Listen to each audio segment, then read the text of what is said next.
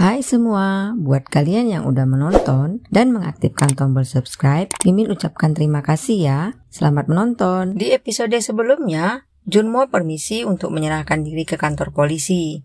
Seo melaporkan kepada Ki-chul kalau Junmo memang pergi ke kantor polisi. Ki-chul juga berpesan agar mencari tahu apa sebenarnya yang dicurigai detektif Hwang. Ternyata, memang Junmo menyerahkan dirinya ke polisi. Mendengar Hwang berkata kalau Junmo bisa terbunuh karena melawannya, Junmo hanya tersenyum. Sehingga hal itu membuat Hwang emosi dan mengajak Junmo untuk berduel. Hwang meminta Junmo untuk menyebutkan kesalahan apa yang telah dibuatnya. Dengan santai Junmo berkata, "Aku telah menyerang pegawai polisi lalu meminta maaf." 죄송합니다. Tapi Hwang kembali marah saat Junmo tidak memberitahu siapa saja yang berada di kamar saat itu. Hwang lalu menunjukkan sebuah foto dan bertanya siapa saja teman Ki-chul saat itu. Tapi Hwang tidak percaya saat Junmo berkata mereka investor, karena kenapa harus lari. Karena Hwang selalu bertindak kasar, Junmo pun bertanya apa sebenarnya dia preman atau polisi. Lalu kembali berkata, "Sebenarnya posisi kita sama, hanya kau lebih beruntung menjadi polisi." Mendengar itu, Hwang semakin emosi hingga langsung menendang Junmo. Bahkan mengajarnya dengan penuh emosi. Hwang bahkan tidak peduli saat temannya mencoba untuk menghentikannya dan kembali mengajar Junmo hingga babak belur. Tapi meskipun seperti itu, Junmo masih tetap bisa tertawa.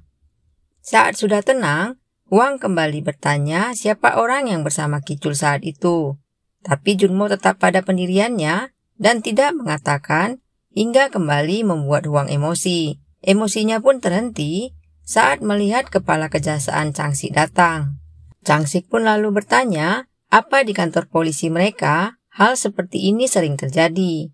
Lalu bertanya pada Hwang sebenarnya apa yang sedang diselidikinya. Saat Chang-sik mengatakan akan melaporkan kasus pemukulan tersebut, para kepala kepolisian pun memohon maaf dan menegur Hwang yang hanya terdiam. Saat keluar, ternyata Seo sudah menunggunya sambil membawa roti. Di jalan, Junmo mengatakan dia beruntung karena ada inspeksi mendadak dari kejaksaan. Seo pun bertanya pada Junmo sebenarnya apa yang dikerjakan Ki-chul di hotel saat itu. Melihat Junmo bingung, Seo berkata seharusnya dia membawaku bukan kau. Mendengar itu, Junmo pun berkata kalau itu mengenai narkoboy dan mungkin karena ayahnya seorang pecandu sehingga Ki-chul memilihnya. Junmo pun lalu mengajak Seo untuk bekerja sama. Saat Seo berkata sudah kuduga, Junmo mengatakan mari kita singkirkan seorang dari mereka. Junmo mencoba menghasut Seo kalau dia berhak mendapatkan banyak uang karena sudah bekerja keras. Tibanya di markas, saat melihat Junmo, Jong-bae merasa ada yang tidak beres. Lalu mengatakan, apakah Yu Jung yang membantunya bebas dan menceritakan kalau dia merasa ada polisi yang mengawasi saat di hotel itu. Mendengar itu, Haesung berkata, kenapa kau tidak langsung menghampirinya? Jong-bae pun berkata, jadi maksudmu aku harus bertanya apa kau polisi? Ki-chul lalu bertanya, apa yang mencurigakan? Jong-bae merasa aneh karena biasanya setiap yang melawan petugas akan sulit untuk bebas. Ki-chul lalu meminta Jong-bae untuk melihat pembukuannya karena banyak yang selisih. Junmo pun mencoba untuk membahas tentang geng Tiongkok tersebut. Ki-chul meminta Junmo untuk mencoba menyelesaikannya, sehingga membuat Haesung mengingatkan Ki-chul kalau hal tersebut terlalu dini untuk Junmo. Ki-chul merasa kalau geng Tiongkok dan Jepang merendahkan dan menghinanya. Mendengar hal itu, Seo berkata biar dia yang menangani mereka. Haesung berpesan pada Junmo agar melaksanakan tugasnya dengan baik. Malam itu, Ki-chul kembali teringat perlakuan Oyama padanya dan perkataan Nonali kalau Kanemoto bersikap seperti raja. Lalu tiba-tiba, Yu Jung menelponnya. Malam itu, Chang-sik memberitahu kalau dia sudah melaporkan ke Tiongkok tentang paspor palsu Nonali. Saat Junmo bertanya kenapa tidak langsung menangkap mereka, Chang-sik menjelaskan kalau geng Tiongkok menutup produksinya, maka mereka menangkap Ki-chul atas kasus pembunuhan saja. dan kembali berkata, kita harus membuat mereka berdagang kembali. Junmo lalu meminta Changsik untuk mengurus Jongbai, karena dialah yang paling mencurigai Junmo. Di tempat berbeda, Kicul ternyata menemui Wijung. Melihat Kicul hanya diam, Wijung bertanya apa Kicul punya masalah. Kicul pun mengalihkan pembahasan dengan mengatakan kalau dia teringat dulu mereka sering membahas segala hal. Wijung lalu mencoba bertanya apa yang bisa dibantunya. Mendengar itu, Kicul berkata apa Seung Ho juga kau yang bantu. Wijung yang tidak tahu apa yang sedang terjadi pun terkejut dan bertanya kenapa dengan Junmo. Kicul langsung memotong pembicaraan kalau berbicara dengan Wijung membuatnya merasa lebih baik. 힘이 나네요. Sebelum pergi, Kicul bertanya bagaimana Wijung mengatasi rasa rindu pada ibunya. Wijung mengatakan, kubiarkan diriku merasa sedih. Malam itu, Kicul pun langsung pergi menemui ibunya. Ternyata, Kicul datang untuk meminta bantuan ibunya. Sementara itu, di kafe Taiho milik Kicul, pengawal Nonali menemui seorang pria. Ternyata pengawal Nonali membeli kristal Gangnam pada pria tersebut. Sementara itu, Junmo akhirnya menghubungi Nonali untuk menjadi pemandu wisatanya. Saat tiba, pengawal Nonali memeriksa mobil Junmo. Setelah dipastikan aman, Nonali baru keluar dari mobilnya. Nonali merasa heran bagaimana Junmo bisa bebas dengan luka seperti itu. Sebelum berangkat, Junmo terkejut ternyata pengawal Nonali bisa bahasa Korea. Saat Junmo bertanya Nonali ingin kemana, Nonali berkata kalau dia ingin melihat rumah dan tanah. Sementara itu di tempat berbeda, Jongbai mendatangi detektif swasta kepercayaan Kicul. Jongbai meminta untuk mengecek apakah benar Wijung dan Junmo pernah satu sekolah saat di Wonju dan menjadi tetangga. Jongbai lalu menyerahkan uang pada detektif tersebut. Sementara itu, Kicul membawa ibunya ke gereja, di mana dulu ibunya pernah menjadi jemaat di sana. Detektif swasta itu pun memberitahu Kicul kalau Jongbai mendatanginya, lalu mengatakan akan menunggu perintah Kicul. Sementara itu, Junmo membawa Nonali ke sebuah tempat wisata. Ketika diminta untuk menjelaskan, Junmo menunjuk sebuah bangunan, lalu berkata itu bekas dinasti Joseon. Mendengar penjelasan Junmo yang kaku, membuat Nonali bertanya, apa ikan mas yang di kolam itu juga dari dinasti Joseon. Dengan santai Junmo berkata, kolamnya yang bekas dinasti Joseon, sehingga membuat Nonali tertawa. Junmo berkata, aku tahu tujuanmu kemari untuk memastikan apakah ada yang mengikuti kita. Nonali kagum karena ternyata Junmo mengetahuinya, lalu mengajak untuk pergi makan. Junmo baru sadar kalau yang dipegangnya adalah tas Nonali. Di tempat makan, Nonali berkata kalau penampilan Junmo lebih mirip polisi daripada seorang gangster. Junmo pun mengatakan kalau dia adalah calon seorang pengusaha. Junmo pun berusaha menebak dari Tiongkok mana Nonali berasal.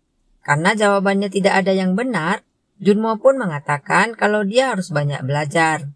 Nonali pun bertanya, kenapa Junmo begitu setia pada Kicul. Junmo beralasan kalau dia menyukai Kicul dari hatinya yang paling dalam. Hal itu membuat Nonali berkata kalau Junmo pria romantis. Melihat Nonali mulai nyaman padanya, Junmo pun bertanya siapa nama aslinya. Junmo meminta Nonali untuk tetap berbisnis pada Kicul dan memastikan tidak akan ada kesalahan lagi. Saat dipanggil Nonali, pengawalnya membawa kristal Gangnam yang tadi dibelinya. Nonali memberitahu kalau barang itu didapatnya dari kafe Taiho milik Kicul. Nonali lalu meraciknya ke dalam sebuah gelas dan memberitahu kalau barang tersebut produksi miliknya. Lalu meletakkannya tepat di depan meja Junmo. Saat Junmo hendak meminumnya, Nonali pun menghalanginya. Nonali berkata, barang ini seharusnya ke Jepang, tapi Kicul menjualnya di Korea. Jadi bagaimana aku bisa mempercayainya? Ketika Nonali hendak pergi, Junmo pun berkata, kau bisa mempercayaiku.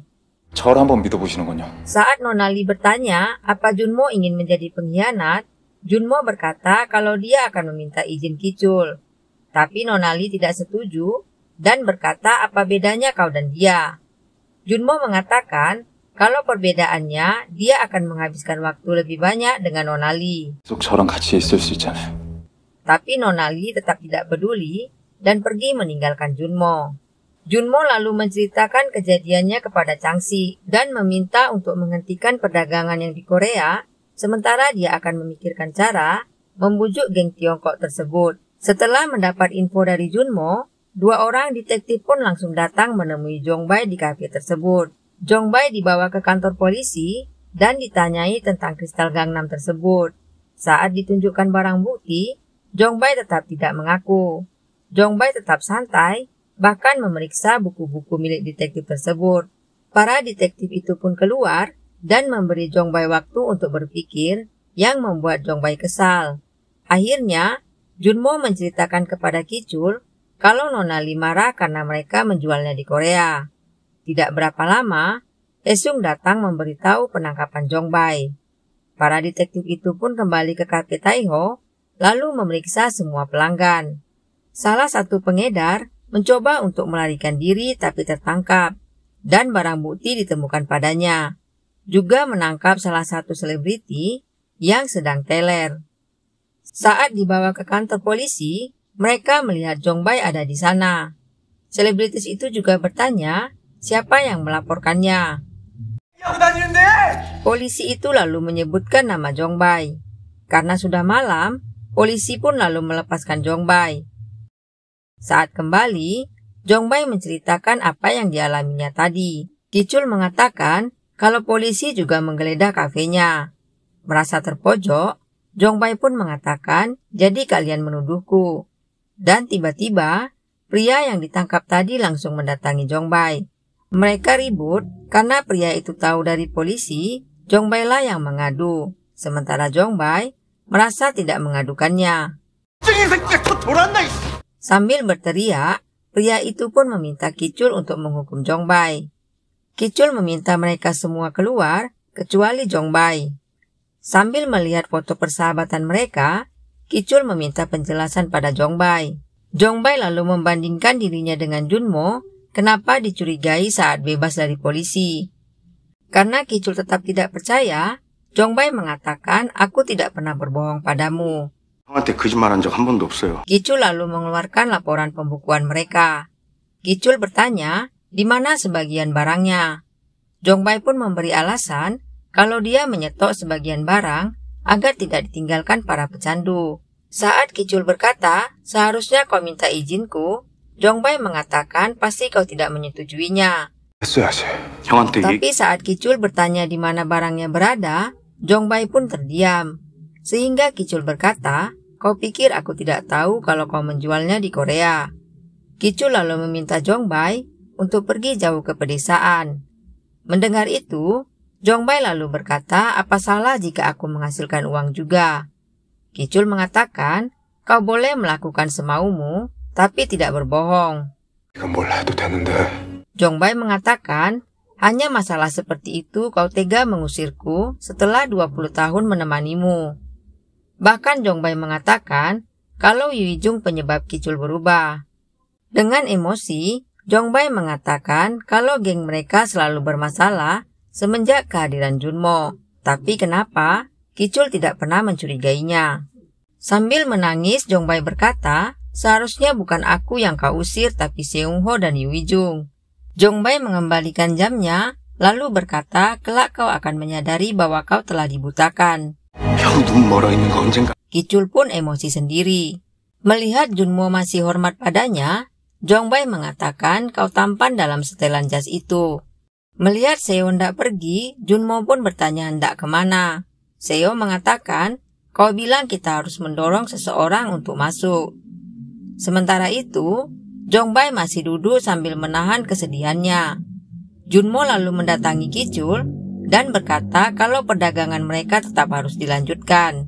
Lalu telepon Nona Lee pun masuk dan minta disambungkan pada Kichul. Kichul lalu meminta maaf dan berjanji akan menemuinya untuk menjelaskan apa yang telah terjadi.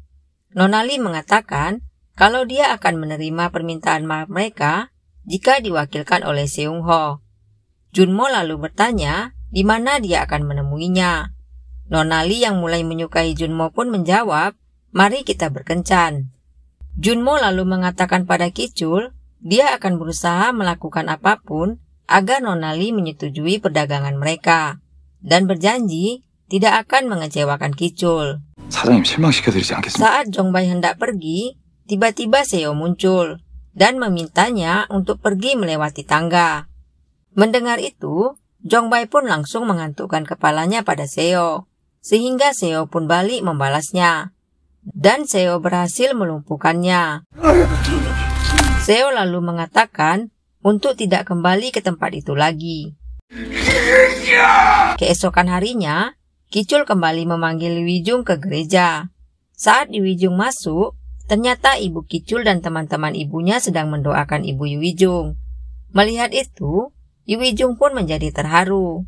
Teman-teman ibunya senang melihat kehadiran Wijung. Sebelum pulang, teman-teman ibunya pun berbicara dengan Wijung, sementara Kicul mendengarkan dari luar. Tiba-tiba Kicul mendengar seorang ibu berkata kalau Wijung tidak berubah saat masih SD. Kicul pun langsung menghubungi detektifnya dan bertanya apa yang dicari Jongbai kemarin.